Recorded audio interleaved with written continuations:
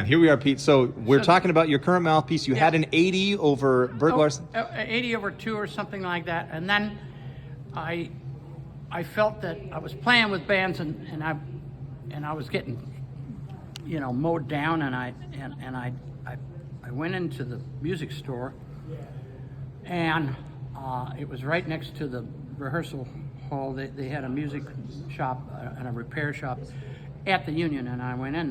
And they had this mouthpiece on the shelf in a box, the black box with a red thing, and it says Berg Larsen on it. Yeah. And it said 130 over 0, SMS. There's 130 over zeros and not SMS. I forget what the SMS is. It may happen to do with SOS, like beware. Yeah. So I put my reed on that thing, and bam, the sound comes out of there like, oh, bad, like a rocket, So then the guy says, well, try this reed. I tried one of the plastic cover reeds that has a buzz to it and everything, and man, the sound was like, yeah, boy, wham, it comes out of it like that, and it got an edge to it, and it's like, wow. I don't sound like I'd left a sock in the neck or something, Yeah. And so that was it. There was a combo. And the thing was that the secret to the whole thing was that this mouthpiece was finished by Berg. And you notice the rails here? Mm-hmm. A lot of mouthpieces, the old Bergs, the rails are real fat. Right. So it closes off this area here. What he did, he opened it. Look, he went in here and opened them up. Look at that. He went in there. You see the machine marks right there. They went voot, and he opened up and he thinned up the rails to get more air into the mouthpiece.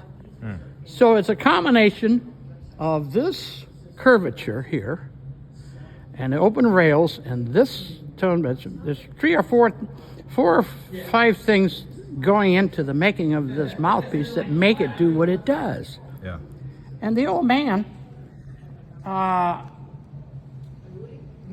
he knew after all the years that he was, this isn't in England. Berg Larsen had a mouthpiece shop in London or something like that, in England.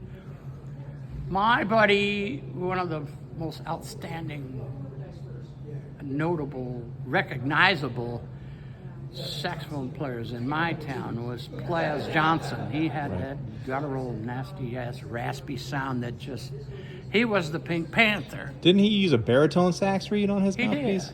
He did. But he was a Berg guy. His mouthpieces, he went to England and his mouthpieces were 170.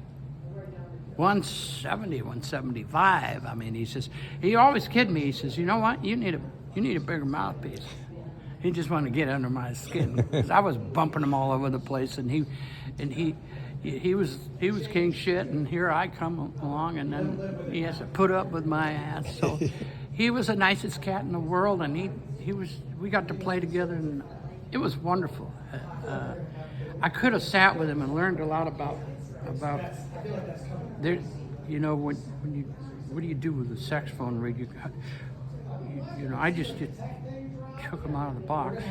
It was a little white box with a big piece of like cotton kind of stuff, and underneath it were 5 little black babies in a blanket. Mm. And if you took one out of that box and you put it on the mouthpiece and it had played, chuck the box, because that was the only one you're gonna get out of there, baby. And you'll play it for 3 weeks or something like that. Yeah. They last. I mean, the cane was better in the old days, and meaning that it was cured. What kills a reed is moisture and saturation. Yeah. And the resilience of a reed, if it lasts longer, it means it's made out of better stuff to begin with. Yeah. And the reeds we have now, if you get a real lousy batch, it take you 2 reeds to get through one tune. Yeah. Halfway through the tune, it's going flat, and you don't punctuate anymore because it's Yes. Thank you, Pete. I appreciate it.